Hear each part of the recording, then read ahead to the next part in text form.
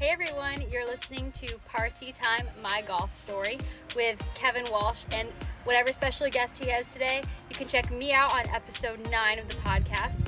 Today I'm wearing Grayson clothes while I'm out practicing because I believe in look good, play good, and follow me on Instagram, Sophia Warren Golf, and hope you enjoy the rest of the show. It's Party Time, My Golf Story, brought to you by Party Drinks. Classically designed golf drinks for golfers by golfers.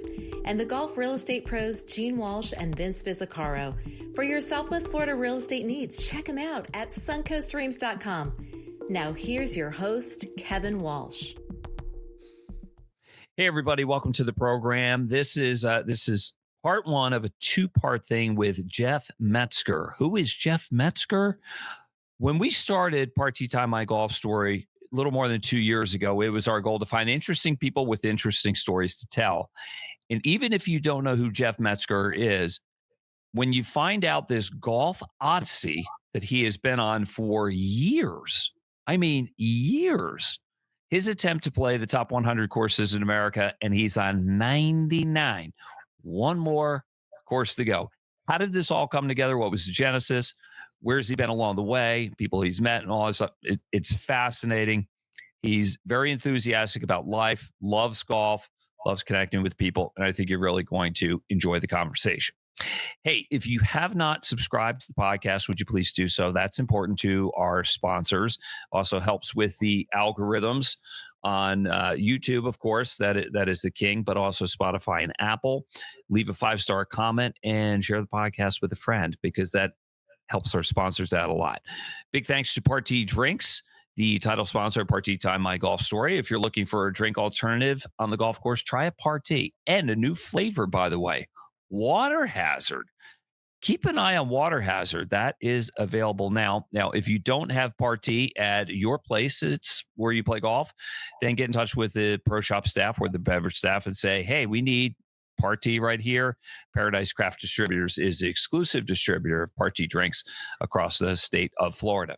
If golf real estate is in your plans and it's a good time to buy, nobody better than the Golf Real Estate Pros, located at Lakewood National Golf Club in the greater Sarasota area, where this podcast originates from. Gene Walsh, Samantha Walsh, and Vince Visicaro from suncoastdreams.com have you covered, a division of fine properties. And if all that golf as you tired out, then by all means go to BioLit Spa in downtown Sarasota. Get a massage, red light therapy, cold water plunge, hot tub, something like that to get you recharged for the next time around. Jeff Metzgar, I haven't seen you in a couple of years, and your name came up in conversation by Andrew McCabe, who's a mutual friend of ours, and he said, you got to get in touch with Jeff Metzgar. He said, because he's at 99 on this quest for 100 golf courses. And so here we are. But I remember years ago, I've caddied for you a couple times at Wellesley Country Club. By the way, was I like the worst caddy you ever had? Be honest. I'll put you in the top 10 list, maybe the top 5. You don't have to lie. If the reads were awful, if the yardages were bad, you could just say it. But I know you love caddies, and we're going to talk because they were a big part of this journey you've been on for a little bit. But first of all, just first things first, where are you joining us from now? I'm talking to you from Naples, Florida. So it's my winter home. Came down here a few years ago, growing up in Erie, Pennsylvania, going to school undergrad in Cleveland and living in Boston. I finally said enough with the cold winter. So I'm spending some nice warm weather down here. So you are a true snowbird. All right. Enough of the cold weather. And for me, more than anything, I mean, the weather's great.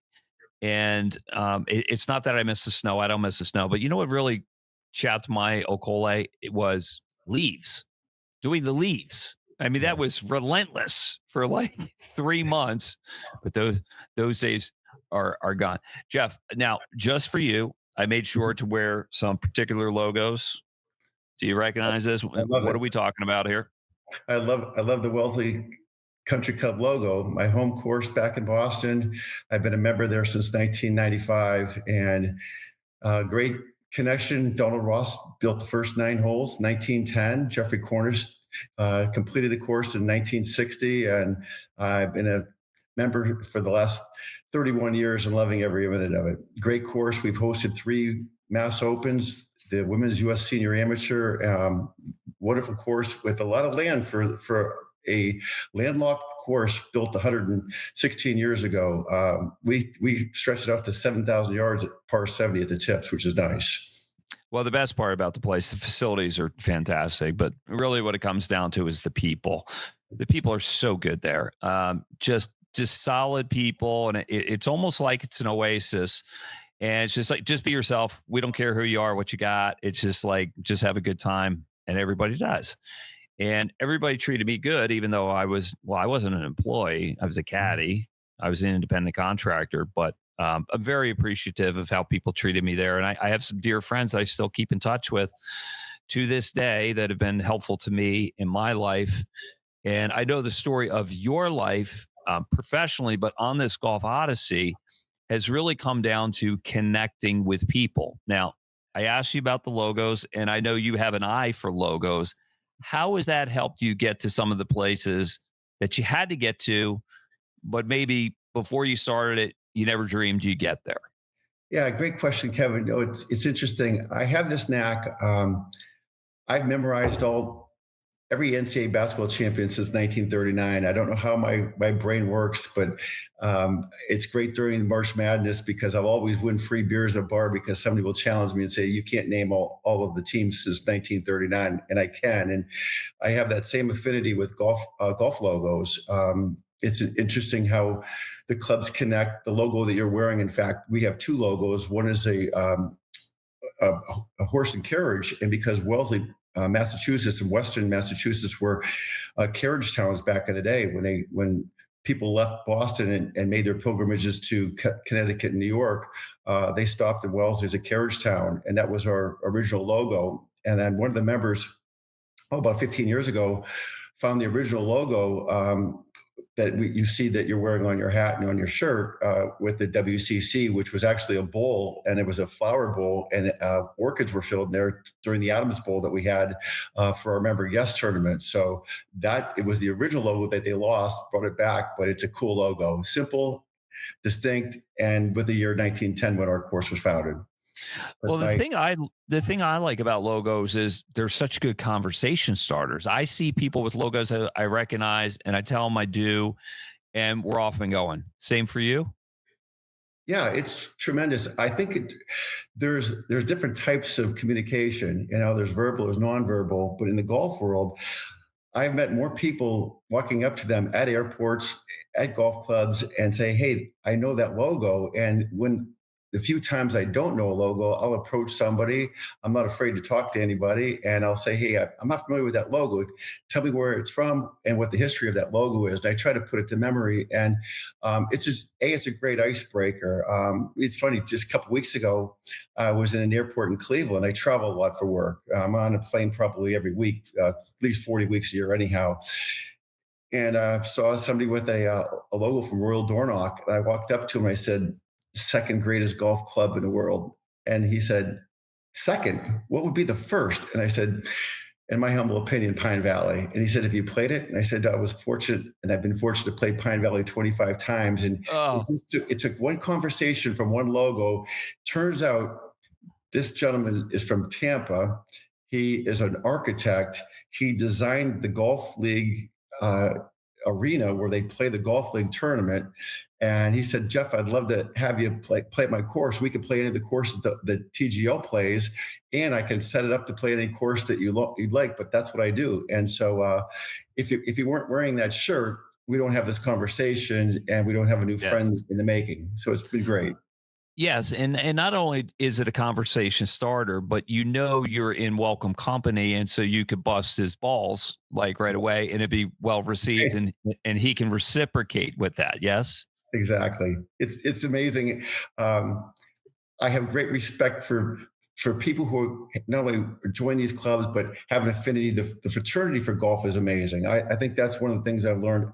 I was an athlete my whole life. I played high school basketball for a nationally ranked team. My humble brag to my children I have 5 kids, is that Kobe Bryant and your father both have a gold medal from winning the Pennsylvania State Basketball Championship at the highest level. We just took different career paths after our basketball careers were done. And so it's been nice to see this fraternity of golf where, similar to sports, there's a connection, there's a camaraderie, and there's a common language, a common bond when you're talking to the game. And again, talking about the logos, it's great to see this logo and connecting. And when I travel, I will approach anybody in an airport and have a great conversation. And it's very disarming. People aren't afraid to talk about their course. Oh, that's where you're from and what club you belong to. And boy, the conversations take different paths. It's terrific from there.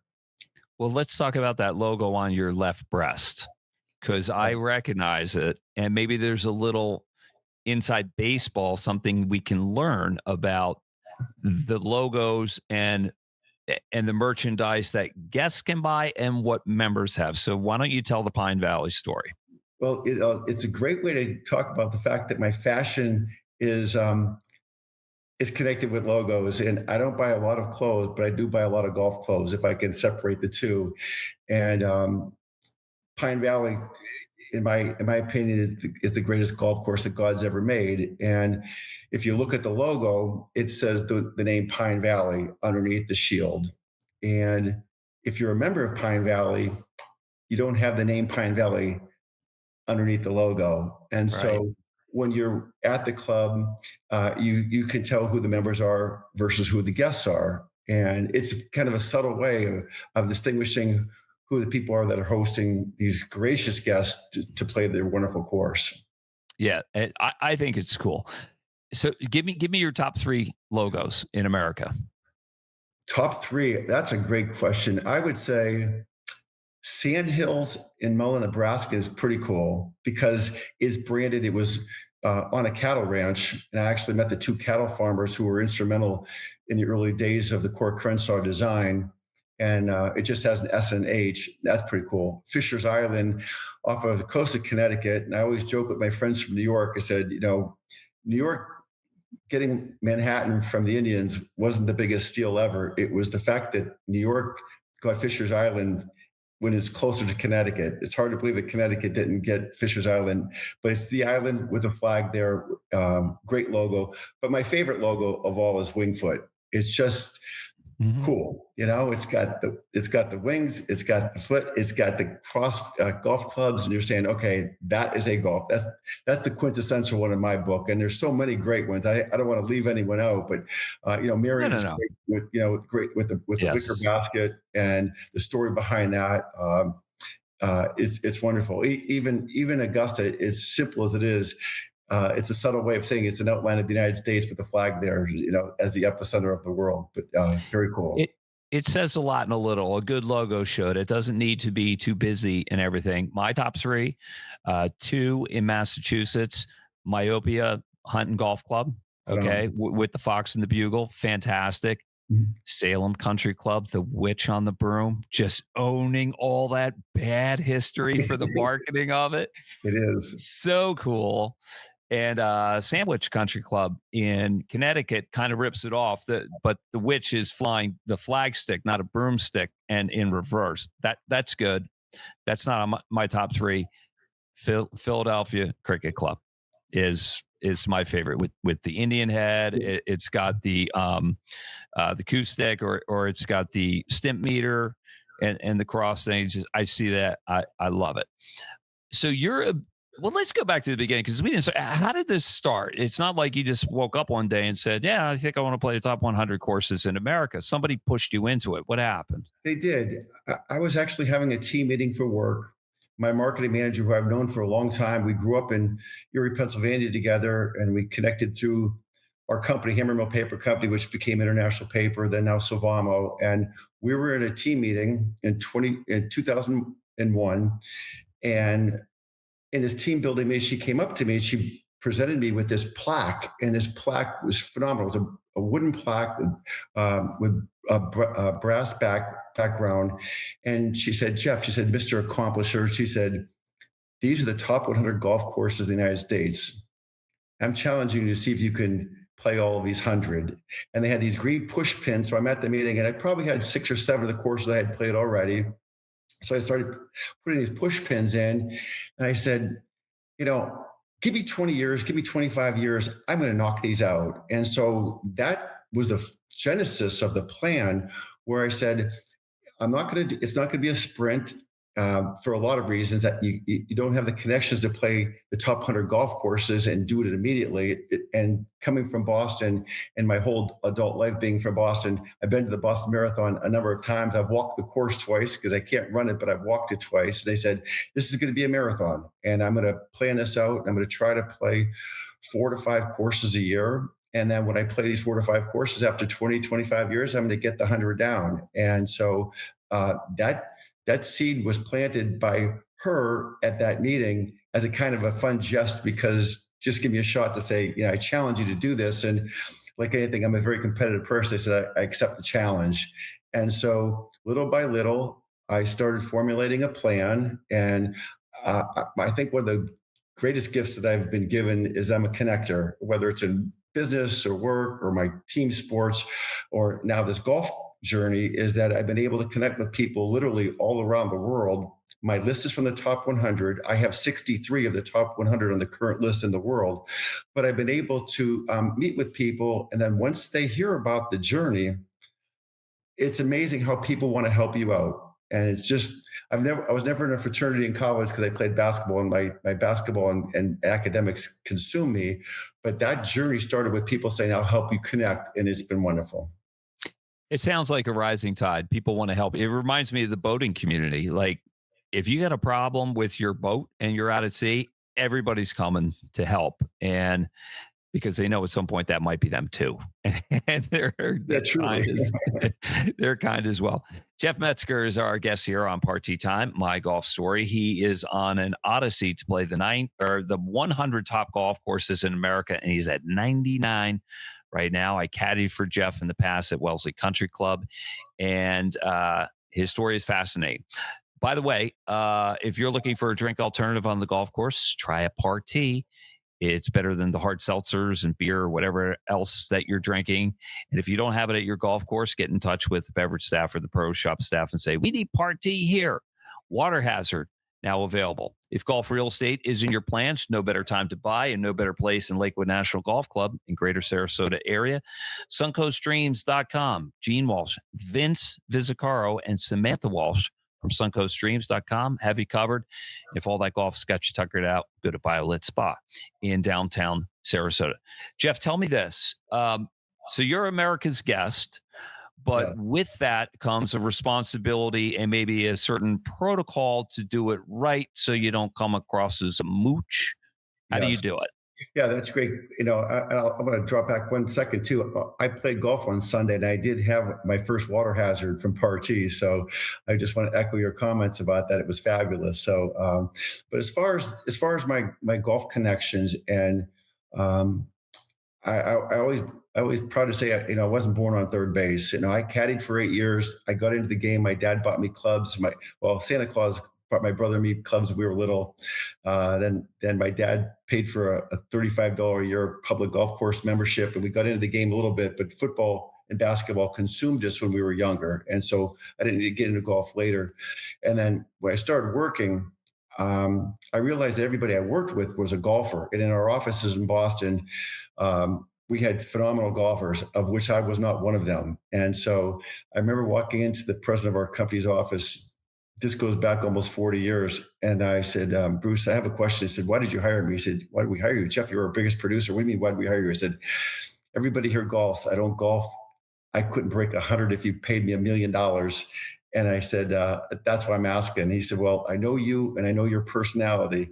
And I said, just be the nice guy that you are and play fast, and you'll have more golf invitations than you'll ever know what to do with. And he knew more about my personality than that I knew about myself. And that's probably why he was the president of the company. He was a tremendous guy. He was a great golfer himself. But we had multiple club champions from multiple clubs in the area, including Wellesley, not me, but and several of the clubs in the area. And And so when I started this quest and started playing, I kept in mind that, I couldn't break 100 when I started. My handicap went down as low as 9.8. That was my personal best.